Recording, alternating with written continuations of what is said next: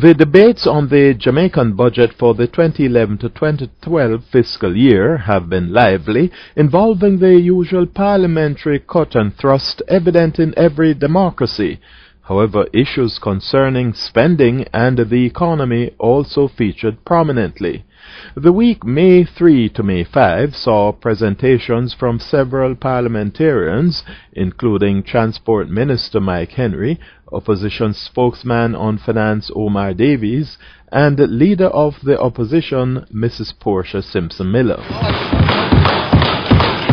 Transport Minister Mike Henry, known for his penchant for big infrastructural plans, turned his attention to the expansion and the development of Jamaica's transshipment ports to ensure that Jamaica's strategic importance to world trade via the sea is maximized. He outlined plans for the former Fort Augusta prison near Kingston to be accommodated into this strategic plan, which includes provisions for mega vessels. I have instructed the Port Authority to ensure that the development plans for the Port of Kingston facilitate the necessary infrastructure. This will include dredging of the port, development of increased berthing facilities, and the necessary infrastructure to support these developments, including the installation of the most modern cargo handling equipment and support technology. Our vision is for the next 5 years, but beginning now to achieve it. The Port Authority will be focusing on 3 critical business drivers, which will have a significant impact on the port's business strategies for future operations. These are the era of mega container ships, the expansion of the Panama Canal, and the realignment of trade routes. Mr. Speaker, this era of mega ships is one that we need to clearly understand. The total bookings for new container ships reflected a total of 4 million TEUs scheduled for delivery by 2014. Approximately half of this amount will be in the category of 10,000 plus TEUs. By 2014, there will be 149 ultra-large container carriers on the seas, compared with only 39 in operation worldwide today. These ships will certainly have a tremendous impact on world trade and ports. What is quite evident is that only a few ports will be able to accommodate these mega ships. Fortunately, Jamaica will be one, by vision and by plan. Mr. Speaker, do I need to remind us the Zim Antwerp has already come here, made 3 calls. Still doesn't seem to have recognized by many of us that the Zim Antwerp has to come here via the Cape of Good Hope. It cannot come through the Panama Canal. Indeed, it cannot go into the harbor of New York because of its size. I hope it gives us the magnitude of where our vision should be, and equally speaks to the magnitude of the vision we had, which was destroyed by bad planning. Based on these changes in the shipping landscape, it is anticipated that the shipping service patterns will be restructured with greater emphasis on transshipment. I believe that ultimately there will be some 5 to 6 global hub ports where mega container carriers will call as a part of the equatorial round-the-world route. One of the hubs will be in our region. That hub will be there to serve the U.S. East Coast, Central and South America, the Gulf of Mexico and the Caribbean, and by extension the Far East. Because may I remind us that China now takes 4.5 days to move its goods across China from one border to the other.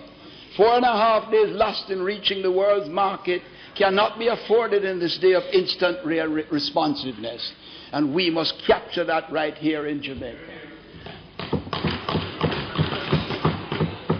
So I'm pleased to announce, Mr. Speaker, that under the corporatization model which we have modeled the development plan on, where we have the land, where we have the facilities, where we have the labor, The Port Authority is right now, as I speak, in joint venture discussion where we make Port Augusta available, we make the port available, and the investment is coming not as a loan but an investment in the Port of Jamaica. And that's not happening tomorrow. That's happening as of lunchtime today and will be completed very shortly for the 2012 bloom to really face them as they open up their windows to look on a bright new Jamaica that is out there waiting for the world. Opposition spokesman on finance Dr. Omar Davies was not happy with the level of transparency in the Jamaica Development Infrastructure Program, JDIP, and the Road Maintenance Fund. Mr. Speaker, no one is seeking a controversy, but the words transparency and accountability mustn't be used loosely. We need to have the answers to certain questions, particularly in terms of the operation of the JDIP. Mr. Speaker, it remains a puzzle as to how the different actors feature in terms of the JDIP. Let us count. There are 6 known institutions and bodies involved in this project. There's the Ministry of Finance, there's the Ministry of Transport and Works, there's the National Works Agency, there's the Road Maintenance Fund, there's the Exim Bank of China, and there's the Chinese construction firm China Harbour. Well, I come into that. I said known. Question 1, what is the specific role for each of these entities? We know that the Ministry of Finance has guaranteed the $360 million US loan obtained from the Chinese Exim Bank. What is the role of the other entities? We are told that there is a 7th actor. Yes. There's a guy here, as my mother would say, on the street. Yes. What's the role of the local firm which interfaces with local organizations on behalf of China Harbour? Is there a formal contract detailing this role? What is the role of the Road Maintenance Fund? It is fascinating that the characterization in the budget memorandum is that the RMF is, quote, the facilitator of the project. And anybody want to check me? Chapter 3, page 2 of the budget, the facilitator. The RMF, who just don't borrow $360 million, its role is a facilitator. Facilitator look like a hustler. Yes? But in the public bodies, publication, page 40, it states that the RMF is commissioned to implement the project.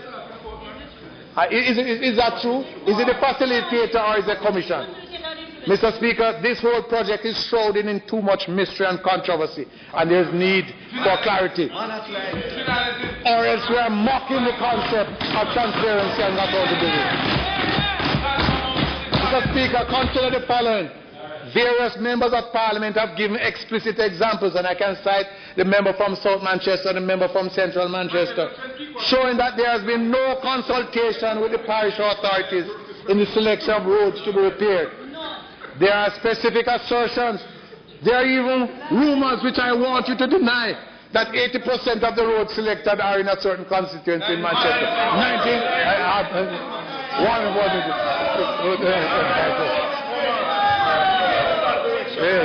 There are specific assertions. There are specific assertions which need to be answered.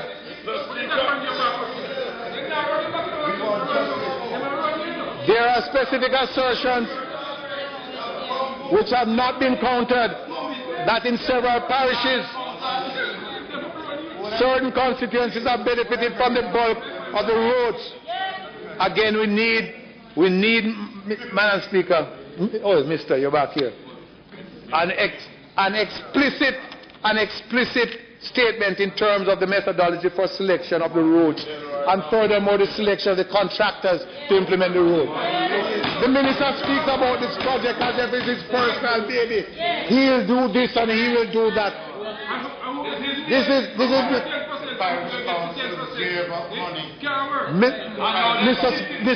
Mr. Speaker, there are MPs who state that they have received a list of roads from the NWA. The list of roads from the NWA. for their constituency, and these roads are not in their constituency. But my good friend, the Minister of State for Local Government, yes, on April 19, he's on the computer, so probably he's printing another version. It says to all mayors, and it says, your worships. Yes, your worships. Very, very nice. Update on additional funds. During the last quarter of last year, we indicated to you a sum to be used to undertake major projects in your parish. The funds, although, this sentence here, you should send it to me first. The funds, although was approved, cannot be released at this time due to conditionalities of medium-term program with the IMF.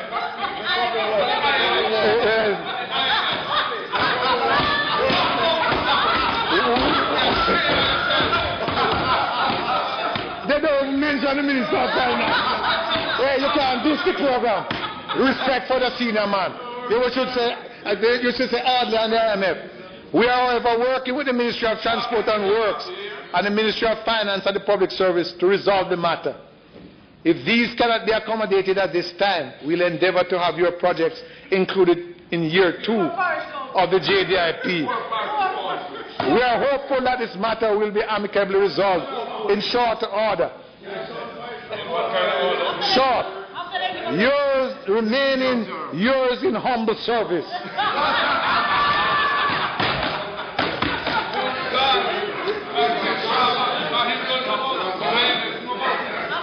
You get a response from your worships?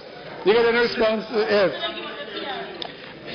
Mr. Speaker, where in certain instances where the contracts issued coincide with roads for which the parish councils have done estimates, the contract sums are multiples of the parish council estimate.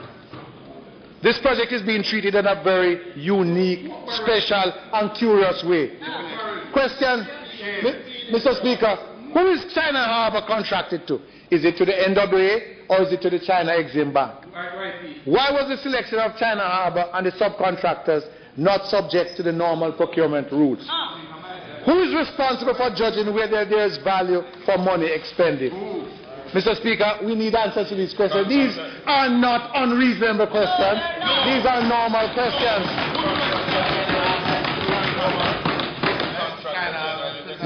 Mr. Speaker, we need answers to these questions, not only because of our commitment to transparency and accountability, but otherwise the rumors about this project are not going to go away. They are going to multiply. And we have a sense from the first, when the minister refused to answer some basic questions, to know that something is rotten in the state of JDIP. Yes. There are many who assert that the sums being paid for work are sometimes multiples of the initial bids of the contractors, until all these matters are fully exposed to light and scrutiny. Yes, the Jamaican taxpayer is guaranteed. As Bob said, and if night shall turn to day, perhaps the JDIP will have to run away. We have to know exactly what's going on.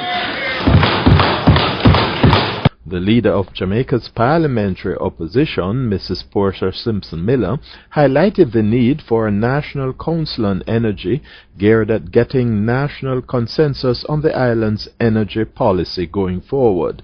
She suggested to Parliament that such a council should constitute private and public sector representatives as well as consumers. Mr. Speaker, when it comes to national energy policy, let us be clear, there is no need for any political contention. If ever there was an area around which there should be national consensus, it is the energy sector. The high cost of energy now threatens to destabilize all of our developmental targets. The average price today, Mr. Speaker, of US 30 cents per kilowatt hour for electricity continues to affect our efficiency and makes us uncompetitive within the region and the world. Mr. Speaker, we are recommending the immediate establishment by the government of a National Council on Energy.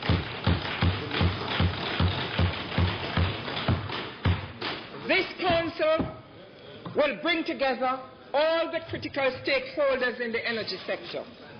This includes government, opposition, the petroleum dealers and marketers, the electricity generation companies, academia, and of course, consumers. The Council will be responsible for implementing the energy policy. Recommending to the government that their mandate should include the short, medium, and long-term energy projections for energy security. Mr. Speaker, much work has already been done to develop a national energy policy. We started that work. This administration has finally completed the policy document, and I commend you. The challenge we face in this country is the implementation of policy. This is where the focus of the new Energy Council must be placed. Let me give you an example, Mr. Speaker. 3 years ago, the Prime Minister said, we have established an energy conservation unit in the Cabinet Office to coordinate an effort across all ministries and agencies to reduce our energy consumption by 15% this year. I have instructed permanent secretaries to ensure that an energy coordinator is identified in every ministry, department, and agency to be responsible for energy conservation and to ensure that we achieve the target. This was a wonderful suggestion. What has come of it? This year, the same proposal has been made by the Minister of Finance. We watch to see if it will remain just another proposal. We want it to become a reality, not to remain a fantasy. And Mr. Speaker, we stand ready to continue to play our role on the National Council on Energy. We are committed to forging a united effort to achieve energy security. The preceding were highlights of the debate on Jamaica's 2011 to 2012 budget during the week May 3 to May 5, 2011. For Business Content Jamaica, I'm Owen James.